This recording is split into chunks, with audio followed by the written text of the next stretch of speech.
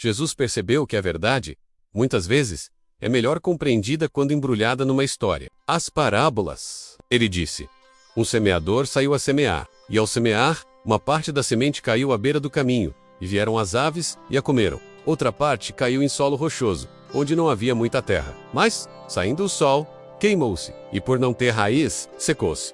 Outra parte caiu entre espinhos, e os espinhos cresceram e a sufocaram. Mas outra parte caiu em boa terra, e deu fruto, a 100, a 60 e a 30 por 1. A parábola do semeador era sobre o coração humano, sobre as distrações do mundo e a profundidade da fé.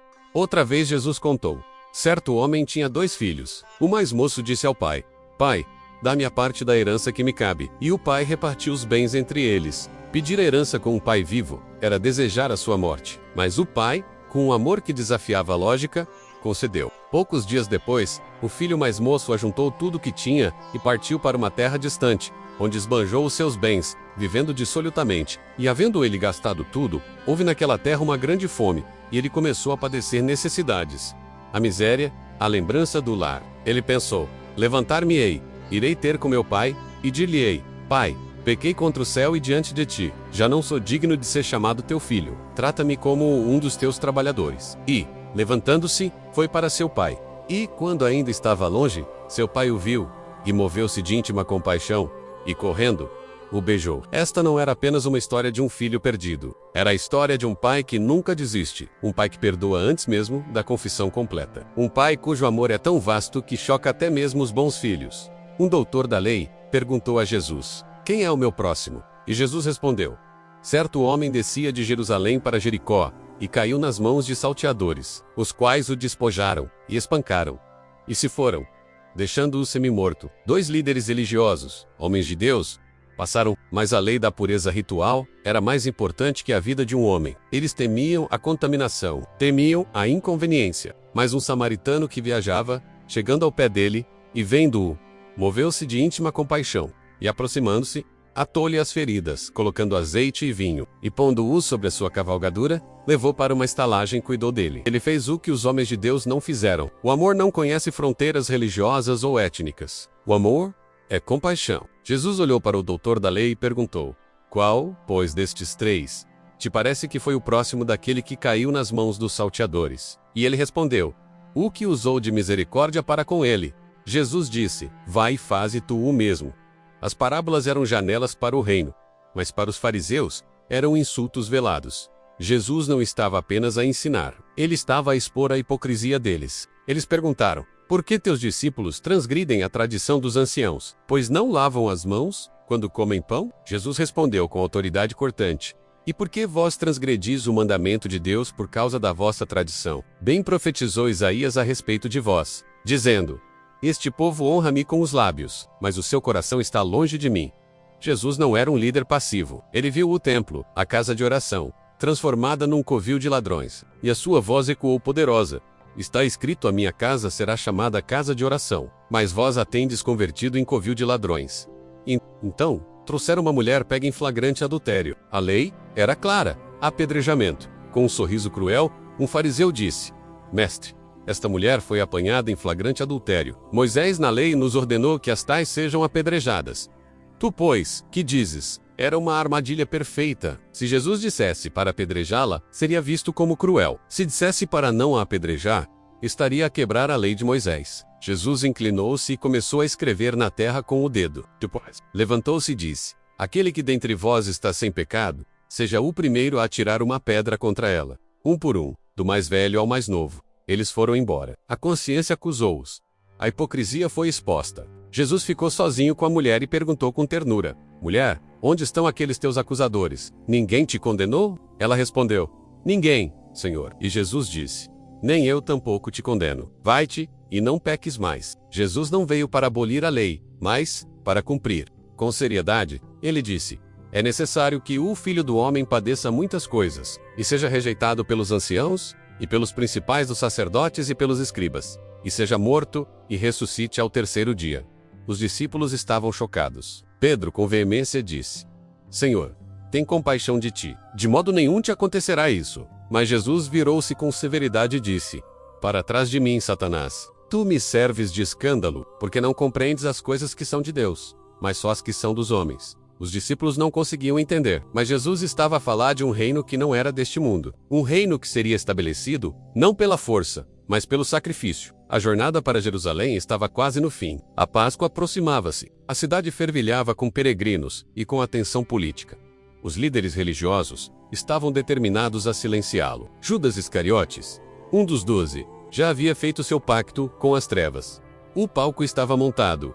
A última ceia, a traição, o julgamento, a crucificação e a promessa de um terceiro dia. A semana em que o Rei dos Reis entrou em sua capital, não num cavalo de guerra, mas num jumentinho, cumprindo antigas profecias. A semana em que o Cordeiro de Deus se preparou para o sacrifício final. A semana que mudaria a eternidade. Era o primeiro dia da semana da Páscoa. Jerusalém fervilhava com peregrinos de todas as partes. A expectativa era palpável, e a multidão, que ia adiante e a que seguia, clamava dizendo: Hosana ao filho de Davi! Bendito o que vem em nome do Senhor! Hosana nas alturas! Mas os fariseus, indignados, tentaram silenciar a multidão dizendo: Mestre, repreende os teus discípulos. Jesus, com um olhar firme, respondeu: Digo-vos que se estes se calarem, até as próprias pedras clamarão.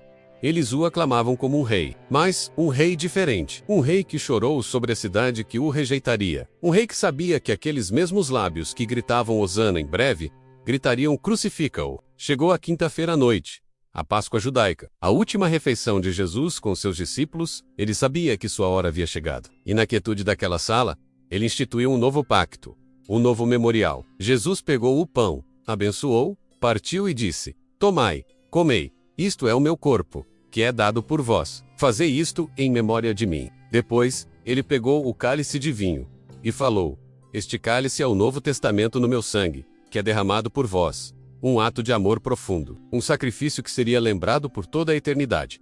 Mas havia uma sombra na mesa. Jesus olhou para os discípulos e disse: Em verdade vos digo, que um de vós me há de trair. Os discípulos ficaram chocados, perguntando um a um: Sou eu, Senhor? Judas Iscariotes, aquele que andou com ele, ouviu seus ensinamentos, testemunhou seus milagres. Já havia vendido seu mestre por 30 moedas de prata. Após a ceia, Jesus foi para o Getsêmani. Seus discípulos mais próximos, Pedro, Tiago e João, foram com ele. E Jesus disse, com a voz embargada pela dor: A minha alma está profundamente triste, até a morte. Ficai aqui e vigiai comigo. Ali, o Filho de Deus enfrentou a agonia mais profunda. Não o medo da dor física, mas o peso do pecado de toda a humanidade. Prostrado no chão, ele orou: Meu Pai, se é possível, passe de mim este cálice. Todavia, não seja como eu quero, mas como tu queres. Ao voltar, encontrou os discípulos dormindo. Então disse: Nem uma hora pudeste vigiar comigo? Vigiai e orai, para que não entreis em tentação. Na verdade, o espírito está pronto, mas a carne é fraca. 3 vezes ele orou. 3 vezes ele suou sangue. 3 vezes ele se submeteu à vontade do Pai. A decisão estava tomada. O sacrifício seria completo. A escuridão da noite foi quebrada por tochas e espadas. Judas chegou com uma multidão. O beijo da traição, a prisão do inocente. Jesus perguntou: Amigo, a que vieste? Os julgamentos que se seguiram foram uma farsa, acusações falsas, testemunhas compradas. Jesus foi levado de um lugar para outro, de Pilatos a Herodes. Pilatos, o governador romano, sabia que Jesus era inocente, mas temeu a multidão. Tentando se eximir da culpa, ele lavou as mãos diante de todos e disse: Estou inocente do sangue deste justo. Considerai isso. Mas a multidão, incitada pelos líderes, gritou: Que o sangue dele caia sobre nós e sobre nossos filhos. E Barrabás, um assassino, foi libertado. Jesus, o Salvador, foi condenado à morte. A justiça humana falhou miseravelmente. A jornada até o Gólgota, o lugar da caveira, foi brutal. Açoitado, humilhado, com uma coroa de espinhos na cabeça e carregando a própria cruz. Naquela colina, ao lado de 2 ladrões, ele foi crucificado. O céu escureceu ao meio-dia. A terra tremeu. Os insultos continuaram, mas da cruz vieram palavras de perdão. Pai, perdoa-lhes, porque não sabem o que fazem. A um dos ladrões arrependidos, ele prometeu: Em verdade te digo que hoje estarás comigo no paraíso. Ele cuidou de sua mãe, entregando-a aos cuidados do discípulo amado. E então, o grito que ecoou pela eternidade: Está consumado! Pai, nas tuas mãos entrego o meu espírito. E, inclinando a cabeça, entregou o espírito. O véu do templo, que separava os homens de Deus, rasgou-se de alto a baixo. O sacrifício estava completo. O caminho para Deus estava aberto. O corpo de Jesus foi colocado num túmulo novo, selado com uma grande pedra e guardado por soldados romanos. Sábado foi um dia de silêncio e desolação. A esperança parecia ter morrido na cruz. Mas o domingo chegou. Bem cedo, ao nascer do sol, Maria Madalena e outras mulheres foram ao sepulcro e encontraram a pedra removida. O túmulo estava vazio. Um anjo apareceu e lhes disse: "Não temais vós, porque eu sei que buscais a Jesus, que foi crucificado. Ele não está aqui, porque já ressuscitou, como havia dito. E depois, imediatamente, e dizei aos seus discípulos que já ressuscitou dentre os mortos. A morte não pôde detê-lo, o inferno não pôde prevalecer. O túmulo vazio não é o fim da história, mas o começo.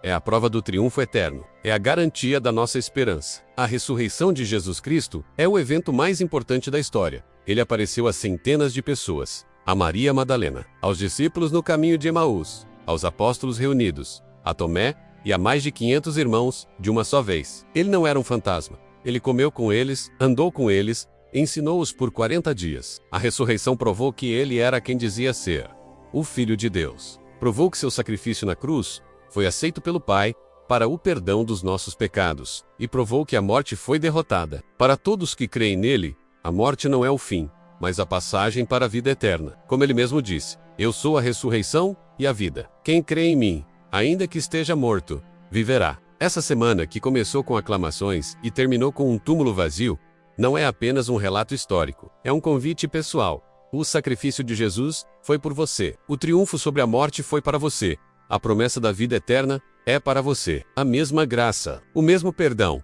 e a mesma esperança que transformaram o mundo há 2000 anos estão disponíveis para você hoje. 40 dias após sua ressurreição, um momento crucial se desenhava. Jesus reuniu seus discípulos pela última vez na terra, no topo de um monte. Ali, com a brisa suave e a vista panorâmica, ele lhes entregou uma missão que ecoaria através dos séculos. Uma diretriz que definiria o propósito de suas vidas e das gerações futuras. Este momento é conhecido como a Grande Comissão. Com a autoridade que transcende o céu e a terra, ele falou, não como um mestre que se despede, mas como um rei que delega seu poder. "É-me dado todo o poder no céu e na terra", declarou ele, estabelecendo a base inabalável para o que viria a seguir. Suas palavras não eram uma sugestão, mas um mandamento divino, uma convocação sagrada. Portanto, ide, ele ordenou. Esse ide não era apenas um chamado para uma viagem, mas um impulso para um movimento global. Ensinai todas as nações. A mensagem não era para um grupo seleto, nem para um povo específico, mas para toda a humanidade, sem distinção de raça, cultura ou geografia. O evangelho era universal. Ele especificou como essa missão deveria ser cumprida batizando-as em nome do Pai, e do Filho, e do Espírito Santo. E a missão não parava no batismo. Era um processo contínuo de discipulado, ensinando-as a guardar todas as coisas que eu vos tenho mandado. Não se tratava de um conhecimento teórico, mas de uma obediência prática, de viver os princípios do reino de Deus no dia a dia. E então, veio a promessa mais consoladora, a garantia que capacitaria esses homens simples a realizar uma tarefa tão monumental. "E eis que eu estou convosco todos os dias, até a consumação dos séculos." Ele não os estava enviando sozinhos. Sua presença contínua, invisível mas real, seria a força, o guia e o conforto deles em cada passo da jornada, em cada desafio enfrentado. Após proferir estas palavras, algo extraordinário aconteceu. Diante dos olhos maravilhados dos discípulos, Jesus começou a ser elevado. Ele não desapareceu subitamente, mas ascendeu graciosamente aos céus, envolto em uma nuvem de glória, até que se perdesse de vista. Aquele que andou entre eles, que comeu com eles, que os ensinou, estava agora retornando ao Pai, para se assentar à direita de Deus, em sua posição de soberania e poder. Os discípulos ficaram ali, paralisados, olhando fixamente para o céu, processando o que acabavam de testemunhar. O seu Senhor, o seu Mestre, havia partido. Ele não os deixou órfãos ou desamparados. Como prometido, ele enviou o Consolador, o Espírito Santo. O Espírito Santo desceu sobre eles com poder no dia de Pentecostes, capacitando-os, enchendo de coragem e sabedoria, para continuar a obra que Jesus começou. O medo que antes os paralisava deu lugar a uma ousadia sobrenatural. A tristeza da ausência foi substituída pela alegria de sua presença interior. Eles se dispersaram, não em confusão, mas com um propósito claro e um poder divino, prontos para levar a mensagem de esperança até os confins da terra. E assim chegamos ao legado, ao impacto duradouro dessa vida singular. Apenas 3 anos de ministério público, uma vida vivida entre os 30 e os 33 anos de idade. Olhando para trás, a vida pública de Jesus de Nazaré não foi meramente uma sequência de eventos históricos para serem catalogados em livros. Foi o ponto de virada definitivo para toda a humanidade.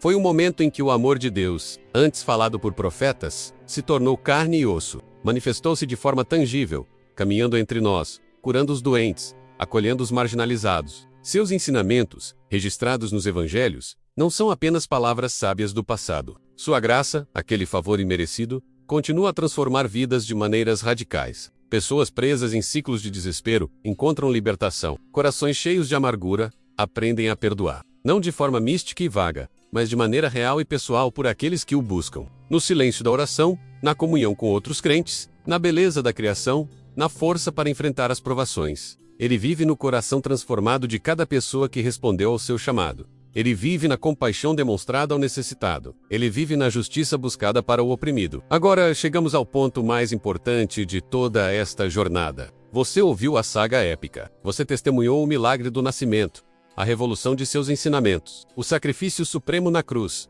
e o triunfo absoluto da ressurreição. Mas esta história, magnífica como é, não foi contada apenas para ser ouvida, admirada ou mesmo estudada. Ela foi contada para ser vivida. Ele é o Senhor vivo e atuante do presente e o Rei soberano do futuro. E neste exato momento, ele te faz um convite pessoal. Um convite para fazer parte desta história que nunca termina. Ele te convida a entregar sua vida a ele, não como uma perda, mas como o maior ganho que você poderia imaginar. Ele te convida a experimentar o poder real de sua ressurreição no seu dia a dia. O poder que quebra correntes, que cura feridas, que transforma fraqueza em força. E agora, qual será a sua escolha? Ele está de braços abertos para te receber. Obrigado por assistir. Se esta mensagem tocou seu coração, compartilhe este vídeo e se inscreva no canal para mais conteúdo que transforma. Até a próxima!